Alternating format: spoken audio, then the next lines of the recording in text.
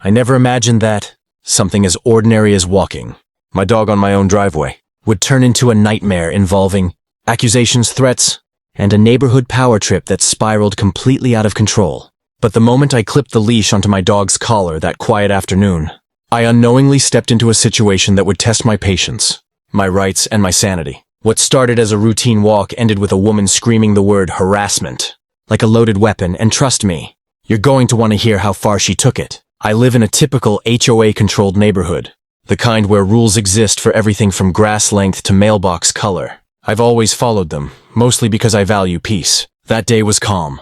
The sun was low, the air was still, and my dog was happily trotting beside me as we walked slowly up and down my driveway. I wasn't blocking anyone, making noise, or even looking at my neighbors. I was simply existing on my own property. That's when I heard the sharp click of a door opening. From the corner of my eye, I saw her. The HOA Karen, arms crossed, lips tight, eyes locked on me like I'd just committed a crime. At first, I ignored her. Big mistake. She marched toward the edge of her lawn and loudly asked what I thought I was doing. I calmly replied that I was walking my dog on my driveway. That answer seemed to flip a switch. She accused me of pacing back and forth to intimidate her. I laughed, thinking she was joking. She wasn't. Her voice rose. Neighbors peeked through blinds, and suddenly she declared that my behavior was harassing and threatening. My dog sat down, confused, tail wagging, completely undermining her claim. I reminded her politely that this was my driveway and I had every right to be there. Instead of backing off, she pulled out her phone and said she was documenting everything for the HOA. According to her, my presence alone made her feel unsafe. I stood there stunned, realizing this wasn't about rules or safety. It was about control. And she wasn't done yet, not even close. The situation escalated faster than I ever expected, and the calm evening atmosphere shattered under the weight of pure entitlement. As I continued standing on my driveway, leash in hand, the HOA, Karen began narrating into her phone like she was creating evidence for a courtroom drama. She described me as aggressive, repetitive, and deliberately intimidating, all while I remained silent, letting her words hang in the air for anyone nearby to hear. It felt surreal, like being cast as a villain in someone else's imagination. I finally spoke up, telling her that filming me on my own property was unnecessary, and that I was simply walking my dog. That's when she smirked and said the HOA didn't see it that way. According to her, multiple complaints had already been filed about my behavior, something I knew was impossible. I work long hours, keep to myself, and barely interact with anyone in the neighborhood. Still, she spoke with confidence, as if authority itself lived in her tone. She warned me that harassment didn't require physical contact, only intent, and she claimed my repeated movement was meant to provoke fear. I pointed out that my driveway is about 20 feet long, and walking back and forth is unavoidable if you're, well, walking a dog. Logic didn't matter. She told me to stop immediately or face consequences. That was the moment I realized she truly believed she had power over me. Other neighbors started watching openly now. No one intervened. No one spoke up. Silence can be loud, and theirs felt deafening. My dog sensed the tension and pressed closer to my leg. I felt anger rising, but I stayed calm, knowing any reaction could be twisted into proof against me. Karen, however, seemed energized by the attention.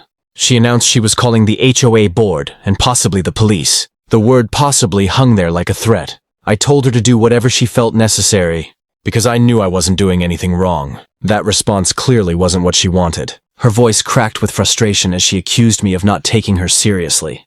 Minutes later, she stormed back to her house, still recording, promising that I'd regret this. I finished the walk, but the peace was gone. That night, I couldn't shake the feeling that this was only the beginning, and that a simple lie, repeated confidently enough, could turn into a real problem very quickly. The next morning confirmed my worst suspicion.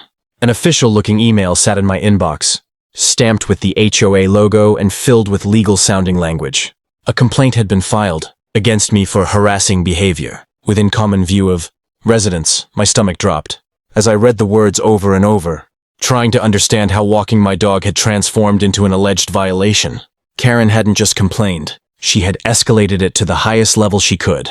The email stated that an investigation would be conducted and that I was expected to cease the reported behavior immediately. It didn't matter that the behavior itself was vague and absurd. The burden, it seemed, was on me to prove innocence. I replied calmly, explaining exactly what happened and emphasizing that my driveway is private property. I even attached photos from my property survey, hoping facts would matter. 2 days later, I received another message. Karen had submitted a written statement. According to her, I had been stalking her movements, timing my walks to coincide with her being outside, and using my dog as a cover to intimidate her. Reading it felt like reading fiction, except this fiction carried consequences. I realized then how dangerous false accusations can be when paired with confidence in an audience. I decided to gather my own evidence. Security camera footage showed me walking my dog at random times, often when Karen wasn't even home. I compiled timestamps, clips, and still images. I also reached out to a neighbor I trusted, who agreed to write a statement confirming I'd never behaved aggressively. Preparing that evidence gave me back a sense of control. When the HOA finally scheduled a hearing, Karen arrived acting victorious. She avoided eye contact, confident her narrative would stand. But when I presented my evidence, the mood shifted. The board members watched silently as her story unraveled frame by frame. The truth didn't need drama. It just needed light. Karen interrupted, claiming the footage was misleading, but her voice lacked certainty now. For the first time, she looked nervous. I sat there quietly, knowing the truth was finally louder than her accusations. The decision came quicker than I expected. After reviewing everything, the HOA board dismissed the complaint entirely. Not only that, but they issued Karen a formal warning for filing a false report and misusing the harassment policy. The room felt lighter as those words landed. Karen's face turned red, and she gathered her papers without saying a word. The power she thought she had evaporated instantly. I thought that would be the end of it. But there was one final twist. The board clarified, on record, that residents have full rights to use their private property without interference, including walking pets on their own driveways. That clarification would now be added to the HOA guidelines. Karen hadn't just lost. She had accidentally protected everyone else from similar accusations in the future. After the meeting, a few neighbors approached me quietly. They apologized for not speaking up earlier and admitted Karen had intimidated them before. Hearing that confirmed what I'd suspected all along. This wasn't about me. I was just the one who finally pushed back with evidence instead of fear. Walking my dog later that evening felt different. Freer. The same driveway, the same leash, but without the weight of accusation hanging over me. Karen stayed inside. No phone, no comments, just closed blinds and silence. I didn't feel victorious. I felt validated. This experience taught me how quickly everyday life can be disrupted by someone abusing perceived authority.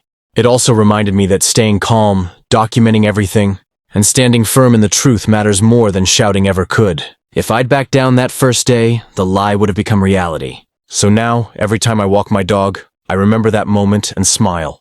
Not because of the conflict, but because I didn't let it define me. And neither should you, if you ever find yourself in a similar situation. If you found this story shocking or relatable, make sure to hit that like button, subscribe to the channel for more wild HOA and Karen encounters, and drop a comment below telling me, have you ever dealt with a Karen in your neighborhood? I want to hear your stories.